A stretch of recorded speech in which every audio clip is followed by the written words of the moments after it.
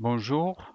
Alors dans ce cours, on va utiliser la fonction si.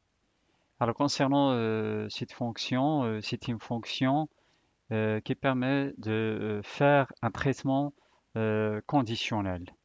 Alors on va voir quelques exemples. Donc on va lancer Excel. Alors concernant cette fonction, bien sûr, la syntaxe générale de cette fonction, bien sûr, il contient trois arguments. Alors, concernant le premier argument, test logique, tout simplement, c'est une condition qu'on va vérifier. Après, le deuxième argument, c'est valeur si vraie, c'est-à-dire c'est action vraie. Tout simplement, c'est une action qui sera exécutée si la condition est vraie. Et bien sûr, si la condition est fausse, donc il va exécuter la deuxième action, c'est action fausse. Alors, on va voir quelques exemples. Donc, dans la colonne A, on va saisir la valeur de x. On va sélectionner des valeurs par hasard. Donc, par exemple, la première valeur, c'est 10. La deuxième valeur, c'est 0. La troisième valeur, c'est moins 10. Après, dans la colonne B, on va déterminer la nature de x, c'est-à-dire la nature de x. C'est-à-dire, est-ce que c'est un nombre positif ou négatif ou nul? Donc, on va taper la formule. Donc, égale si, parenthèse. Alors, bien sûr, la première condition qu'on va vérifier, est-ce que la valeur de x est supérieure strictement à 0.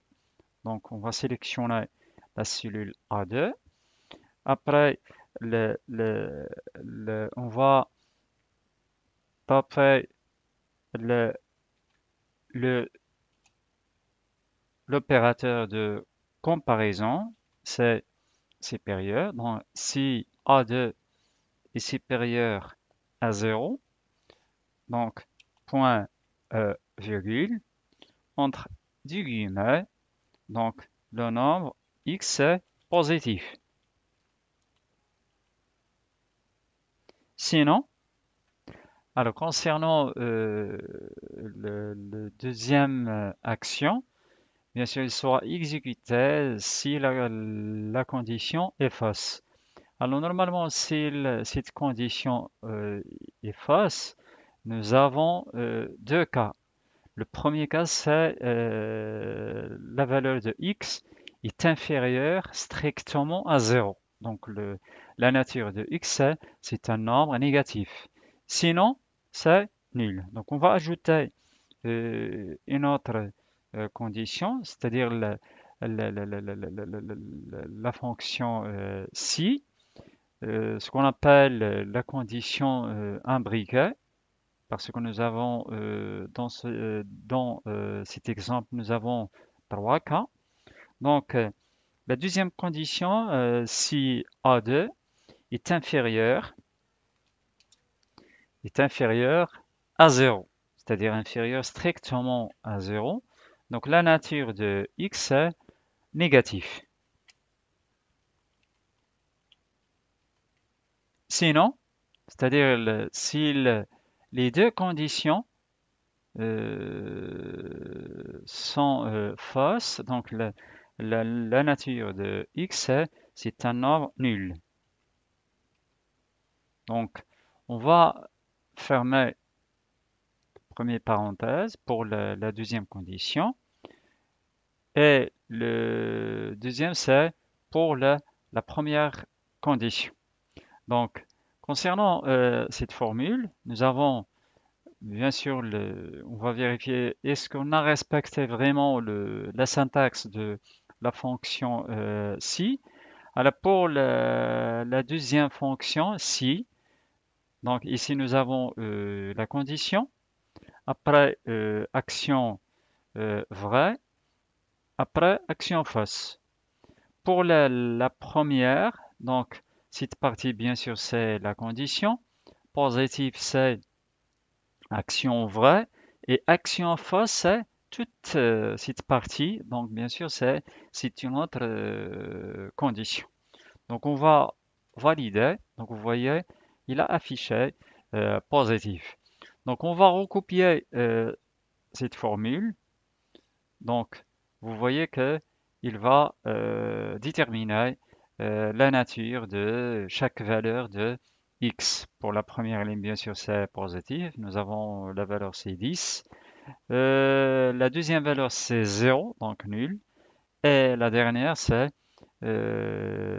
négatif. Alors, dans la colonne C, on va calculer 1 divisé par la valeur de x. Bien sûr, il y a une condition. Il faut bien sûr que la valeur de x soit différente de 0. C'est-à-dire, si la valeur de x égale à 0, on n'a pas la possibilité de calculer cette opération. On va vérifier. Donc, normalement, pour cette formule, on va utiliser une opération simple, c'est-à-dire 1 divisé par A2. Donc, bien sûr, automatiquement, il va calculer la première valeur, pas de problème.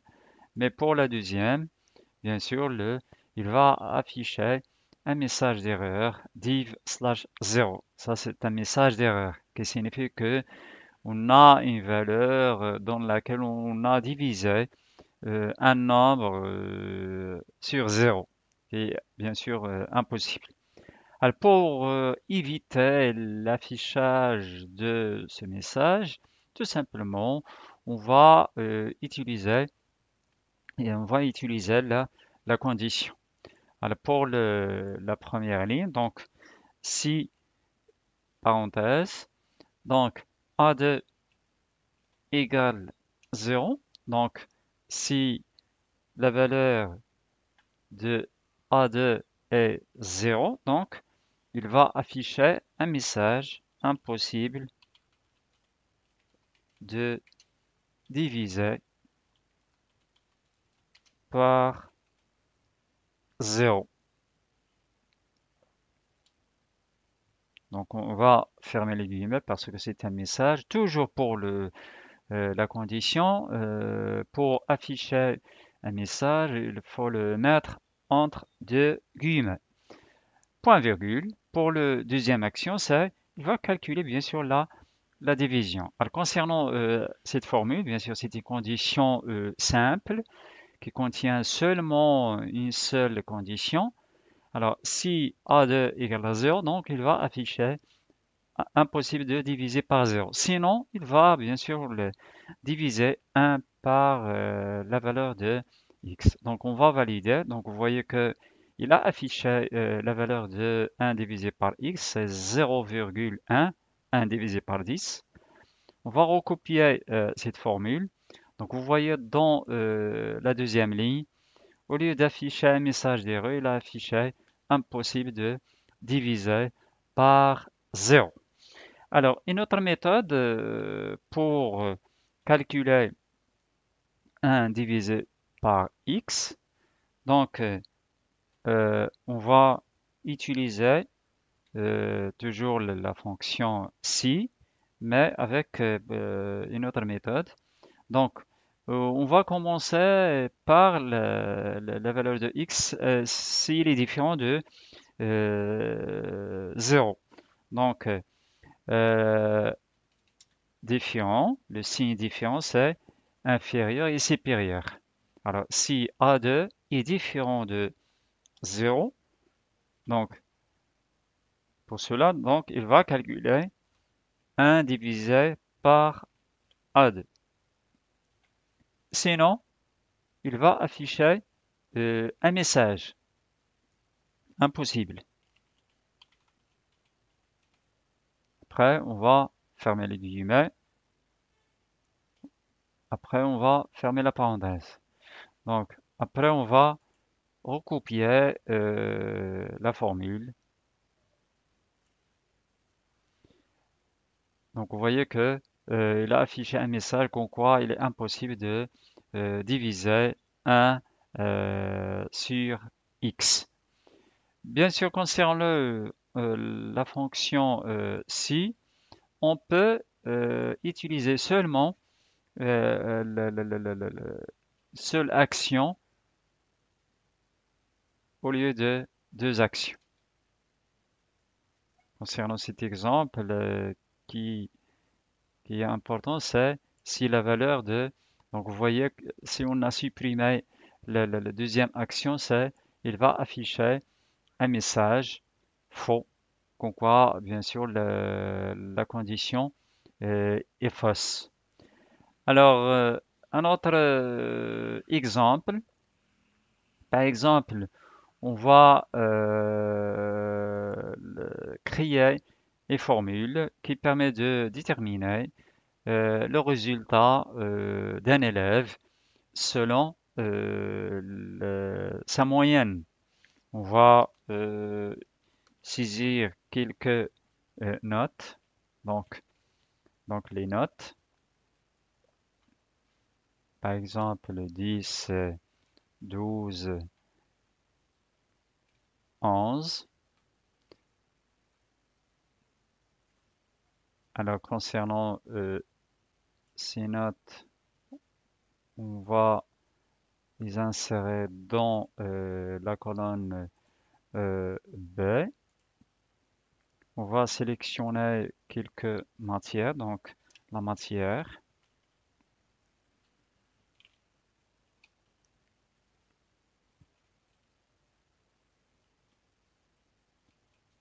Donc la matière. Après les notes. Euh, informatique. Français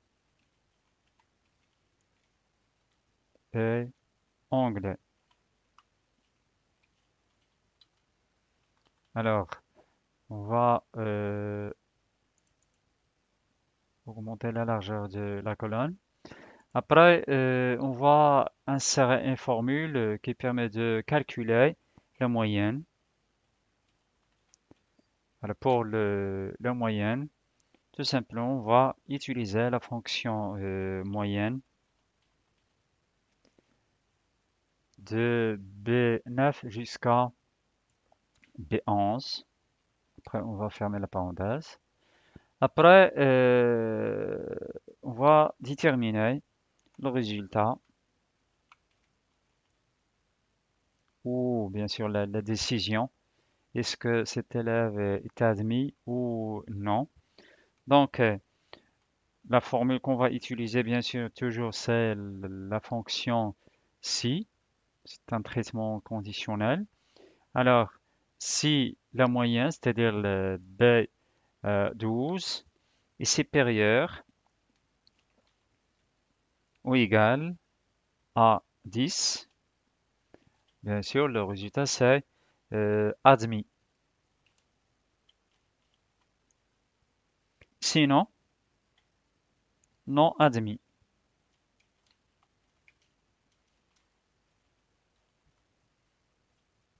Non admis. Après, on va fermer la parenthèse. Donc, vous voyez, il a affiché admis. Après, on va modifier ces notes pour avoir une moyenne inférieure à 10. Par exemple, nous avons au niveau de la moyenne, c'est 8,66. Et vous voyez, le résultat, c'est non admis. Un autre exemple, au niveau de la facturation, et pour accorder un montant de remise à chaque client, alors concernant cette remise, nous avons par exemple 10 conditions à respecter. Bien sûr, pour calculer la remise, alors le montant de cette remise varie selon le taux qu'on va accorder et ce taux varie aussi selon le montant total de la facture. Alors, par exemple, si nous avons le montant, on va déterminer les conditions qu'on va vérifier. Alors, le montant, après le taux de la remise. Alors, si le montant est inférieur à, par exemple, 5000, donc le taux de remise, c'est 0%. Après, si le montant de la remise est compris entre 5000 et 10 000, euh, 10 000, donc le taux de la remise, c'est 1%. Sinon, c'est-à-dire si le montant de la remise est supérieur ou égal à 10 000, donc le taux de la remise c'est 1,5%. Alors, concernant le montant, donc on va utiliser cette zone pour alors, normalement, pour les montants, il faut le calculer, c'est-à-dire c'est le montant total de la facture, il faut d'abord calculer le montant de chaque article, c'est le prix fois la quantité. Après, on va calculer le montant total, c'est la somme du montant. Alors, concernant cet exemple, on va, au lieu de calculer ce montant, on va le saisir directement. Donc, nous avons cette cellule pour saisir le montant. Donc, dans cette partie, on va saisir le montant. Après, on va calculer le montant de la remise. Après, on va calculer le net. Bien sûr, c'est le montant total de la facture moins le montant de la remise. Donc, c'est H8 moins le montant de la remise, c'est moins H9. Alors, concernant la remise, bien sûr, pour calculer le montant de la remise, bien sûr, c'est le montant total fois le taux de la remise. Mais concernant ce taux, bien sûr, vous voyez que nous avons des conditions. Alors, si le montant est inférieur à 5000, donc on va utiliser la fonction si. Donc, si le montant total, c'est-à-dire H8, est inférieur à 5000, donc bien sûr, dans ce cas, il n'y a pas de remise, c'est-à-dire c'est le montant total fois 0%, donc directement c'est 0. Sinon, si, alors, dans le deuxième cas, normalement, nous avons deux conditions. La première, si le montant total est supérieur ou égal à 5000 et le montant total est inférieur à 10 000. Mais concernant cette partie, dans quel cas il va exécuter la deuxième action, c'est-à-dire si la première condition est fausse. Donc ce n'est pas l'appel de vérifier pour la deuxième fois est-ce que le total de la facture dépasse 5000. Bien sûr, on va mettre directement la deuxième, c'est-à-dire si le montant total, c'est-à-dire H8, est inférieur à 10 000. Donc pour cela, donc le montant de la remise, c'est le montant total de la facture fois 1%. Sinon, C'est-à-dire si euh, cette condition est fausse, c'est-à-dire si le montant total est supérieur ou égal à 10 000, donc le montant de la remise, c'est le montant total de la facture, c'est-à-dire H8 fois 1,5%. Après, on va fermer première parenthèse pour la deuxième condition.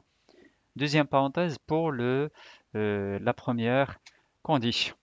Donc vous voyez que le montant de la remise, c'est 50. Pourquoi? Tout simplement, quelle est la condition